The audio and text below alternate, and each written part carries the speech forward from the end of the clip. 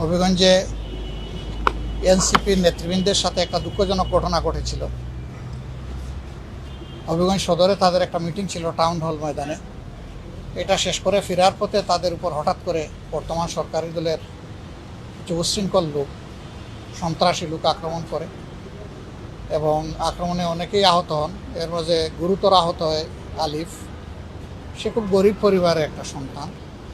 মা মানসিকভাবে অসুস্থ, ভারসাম্যহীন। বাবাও অ্যাক্সিডেন্ট করে ঘরে পড়ে আছে। বড় একটা ভাই এখানে দেখলাম, সেও খুব সুস্থ না। এই ছেলেটা একদিকে লেখাপড়া করে, আরেকদিকে টিউশনি করে সার পরিবার চালায়।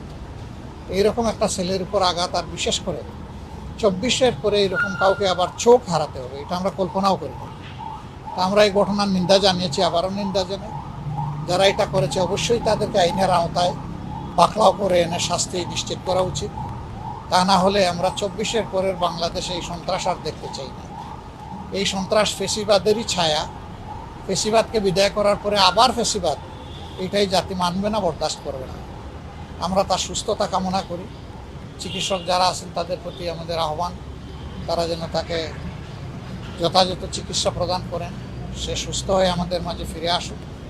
একটা কিশোর ছেলে মাত্র ইন্টারমিডিয়েট ক্লাসে লেখাপড়া করে, তার উপর আবার তার পরিবারের চাপ। আল্লাহ রাব্বুল আলামিন এই চাপ বহন করার, সহ্য করার তৌফিক তাদেরকে দান করুন। আসলে এই ধরনের ঘটনা সবার জন্যই হৃদয় বিদারক। আমাদের খুবই কষ্ট লাগে যে এই ধরনের ঘটনা পরিবর্তিত এই বাংলাদেশে ঘটছে। আমরা এখানে দেখতে চাই যে সরকারি দল কী করে তাদের এই সমস্ত লোক যারা সন্ত্রাসী কার্যক্রম পরিচালনা করেছে। এটা খুবই দুঃখজনক। পরে আমরা দেখলাম যে এই ঘটনার তারা যখন বিচার চাইতে যাবে, থানায় মামলা করতে যাবে, তখন তাদের মামলাটা পর্যন্ত করতে দেওয়া হচ্ছে না, নেওয়া হচ্ছে। বহু সংগ্রাম করে তারা গিয়ে পরে একটা মামলা দায়ের করেছে। এটা কেন হবে? কারো বক্তব্য কারো পছন্দ না হলে আরেকটা বক্তব্য দিয়ে তার জবাব দেবে। আর তিনি যদি কোনো গুরুতর অপরাধ করে থাকেন তাইলে আইনের আশ্রয় নেবে, কিন্তু নিজের হাতে আইন তুলে নেওয়ার অধিকার তো কেউ কাউকে দেয়নি।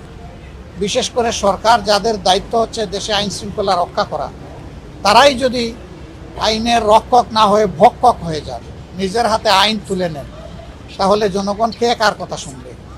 এরকম একটা বিশৃঙ্খল সমাজ চলতে পারে না। আপনারা দেখেছেন গতকাল স্থানীয় সরকার মন্ত্রীগণ একটা আক্ষেপ আফসোস করে বলেছেন যে 5 মাসে কোনো কিছুর পরিবর্তন হয় নাই, দুর্নীতি আগের চাইতে দুর্নীতির প্রবৃদ্ধি হয়েছে তিনি বলেছেন, মানে বৃদ্ধি পেয়েছে। তিনি বলেছেন শুধু উনি আশা দেখেন, মাননীয় প্রধানমন্ত্রী তিনি চেষ্টা করছেন। আমাদের বক্তব্য, প্রধানমন্ত্রী তো দলের প্রধান, তিনি তো সবগুলো অঙ্গ সংগঠন অভিভাবক, এবং কার্যত তিনি কোনো দলের প্রধানমন্ত্রী না, তিনি তো 18 কোটি মানুষের প্রধানমন্ত্রী। অভিভাবকত্ব তার। তাহলে তার কথা যদি তার দলই স্বয়ং না শুনে, তো জাতিকে তিনি কিভাবে পরিচালনা করবেন? এই জাতির প্রত্যাশা তার মাধ্যমে তার শাসনে পূরণ হবে কিভাবে? আমরা ওই ধরনের ব্যর্থতার কাহিনী আর গল্প আর শুনতে চাই না। আমরা দেখতে চাই, মুখের কথা নয়, কাজ দিয়ে প্রমাণ হবে যে এই দেশ আমাদের সবার, এবং সরকারি দল দায়িত্বপূর্ণ জায়গা থেকে দায়িত্ব পালন করছে। মানুষের জীবনের স্বস্তি, শান্তি এবং শৃঙ্খলা ফিরে আসছে। আমাদের একজন স্বরাষ্ট্রমন্ত্রী আছেন, তিনি যে কি করেন আমি কিছুই বুঝি না।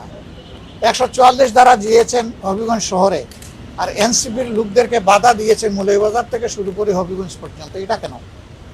কথা বলার অধিকার সবার আছে, শান্তিপূর্ণ কর্মসূচি পালন করার অধিকার সবার আছে। এই যে ছেলেটা আহত হলো, আমরা তো পুরা ঘটনা ফলো করতেছি। তারা তো কাউকে আক্রমণ করতে আসেনি, বরঞ্চ তাদের নেতৃবৃন্দের উপর হিনাস আক্রমণ যেটা হচ্ছে ওইটা ঠেকাতে এসেছিল, প্রোটেক্ট করতে এসেছিল। তাদের উপর এটা কেন? এটা আসলে বিস্ময়কর, নিন্দনীয়। এটা বন্ধ হওয়া উচিত। আমরা একটা শান্তির বাংলাদেশ গড়তে চাই, দেখতে চাই। সেই শান্তির বাংলাদেশের প্রতীক্ষায় থাকলাম। আর সরকার কি করে তার সন্ত্রাসীদের ব্যাপারে, দলীয় সন্ত্রাসীদের ব্যাপারে, এইটা আমরা এখন সচক্ষে দেখতে চাই।